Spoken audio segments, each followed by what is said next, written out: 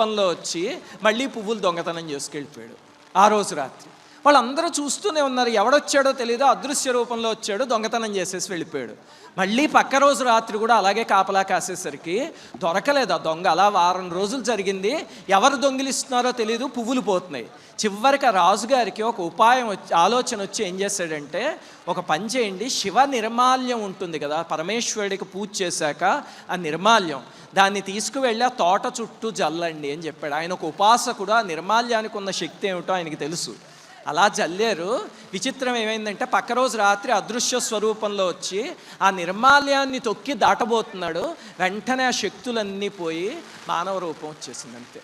మనిషి కింద అయిపోయాడు పుష్పదంతుడు. వెంటనే భటులందరూ పట్టుకుని తీసుకువెళ్ళి కారాగారంలో వేసి కొట్టడం మొదలు పెడితే ఏం చేస్తాడు? అంతటి కైలాసవాసి పరమేశ్వరుడి సన్నిధిలో ఉండేవాడు పువ్వులు దొంగతనం అనే ఒక చిన్న బలహీనత వల్ల దిగజారిపోయి వచ్చి ఒక రాజుగారి కొలువులో, ఒక రాజుగారి కారాగారంలో ఉండి శిక్ష అనుభవిస్తున్నాడు. అప్పుడు బాధ వేసి, అయ్యో పరమేశ్వర, తపస్సు చేసి నీ సన్నిధిని సంపాదించాను, ఎంత తప్పు చేశాను అని చెప్పి బాధతో పరమేశ్వరుడి మీద 32 శ్లోకాలతో ఒక అద్భుతమైన స్తుతి చేశాడు.